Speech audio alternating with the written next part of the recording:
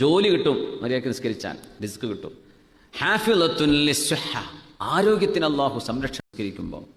ദാഫിഅത്തുൻ ലിൽ അദാ, പ്രയാസങ്ങളെ അത് തട്ടിമാറ്റും. മത്റദത്തുൻ ലിൽ അദ്വാ, രോഗങ്ങളെ അത് അകറ്റി നിർത്തും.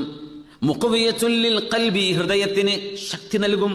മുബയ്യിളത്തുൻ ലിൽ വജ്ഹി, മുഖത്തിനത് പ്രകാശം നൽകും. മുഫ്രിഹത്തുൻ ലിൻ നഫ്സി, മനസ്സിന് സന്തോഷം നൽകും നിസ്കാരം. മുദ്ഹിബത്തുൻ ലിൽ കസൽ, മടി ഇല്ലാതെയാവും.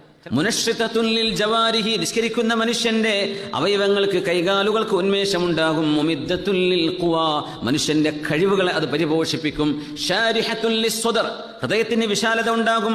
മുഗദ്ദിയത്തുൻ ലിർറൂഹി, അത് ആത്മാവിന് പോഷണം നൽകും. മുനവ്വിറത്തുൻ ലിൽ ഖൽബ്, ഹൃദയത്തിന് വെളിച്ചം നൽകും. ഹാഫിളത്തുൻ ലിന്നിഅമ, അല്ലാഹു നൽകുന്ന അനുഗ്രഹങ്ങളെ അത് നിലനിർത്തി തരും. ദാഫിഅത്തുൻ ലിന്നിഖമ, അല്ലാഹുവിന്റെ ശിക്ഷയെ അത് തട്ടിമാറ്റും.